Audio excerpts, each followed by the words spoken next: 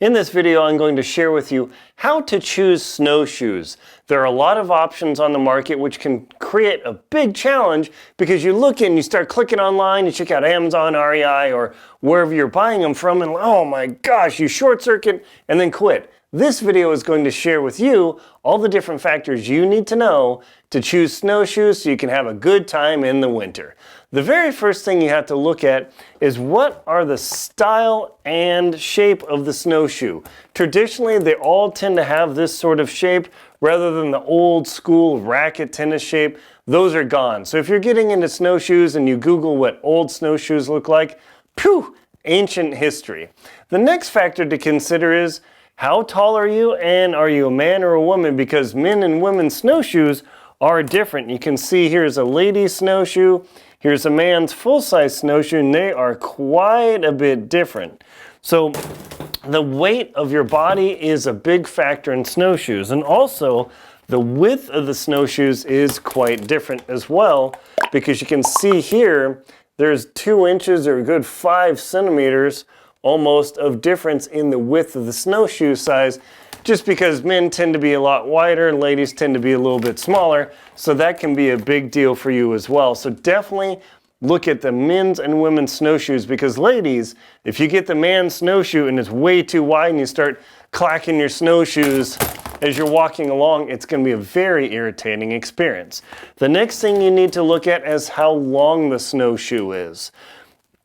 This is a 25-inch or was it 63 centimeter snowshoe. For me, this is perfect. I've climbed Denali literally with this pair of snowshoes. I've climbed Denali with this pair of snowshoes, and 25 inches are super good. Compare this to a 21-inch snowshoe for a lighter person and ladies. This is 53 centimeters long. One of the options you have is in the market, you can get shorter snowshoes, benefit, less awkward.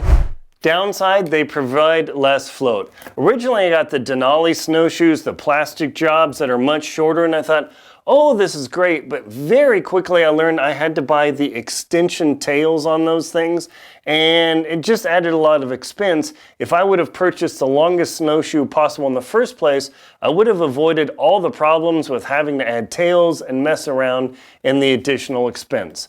So definitely my recommendation is to get the longest snowshoe you can possibly tolerate straight away. That way you can experience all the conditions and have no problems.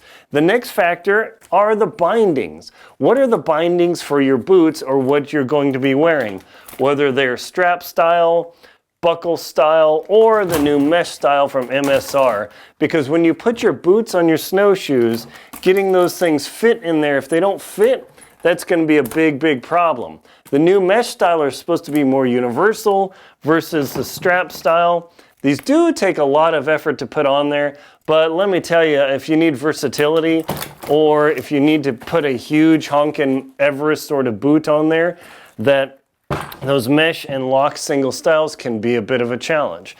The next thing you need to consider are, do you want the aluminum rim style snowshoes or do you want the tube style snowshoes? Arguably, the tube style snowshoes can take a lot more abuse. They can take a bigger beating, but they're way heavier.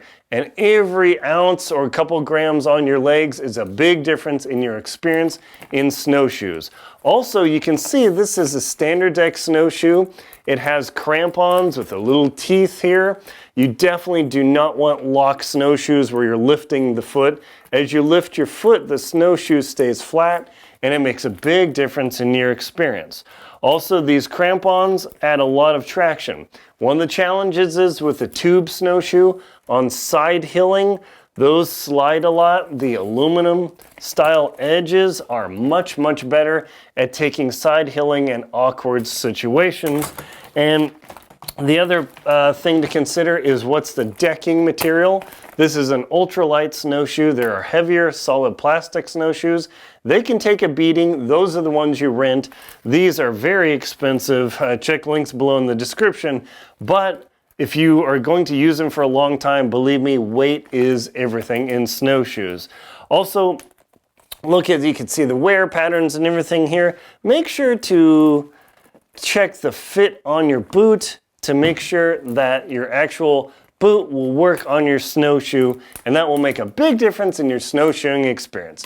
Hopefully this video has been helpful to you to help you understand the difference between the snowshoes and how to choose them, and look for other features like an elevator. This elevator bar, when you're walking flat, doesn't do anything, but when you're walking uphill, an elevator bar makes all the difference. Trust me on this one. My name is Aaron Linsdale. I'm a polar explorer and professional adventurer. Please check out links in the description to my books, Antarctic Tears, Lost at Windy Corner, Adventure Expedition 1, How to Keep Your Feet Warm in the Cold, the Jackson Hole Hiking Guide, The Most Crucial Knots to Know, and my 2024 Total Eclipse Guides, as well as shows in the description links, my shows World Beyond and Antarctic Tears. Thank you very much for watching and enjoy your snowshoeing!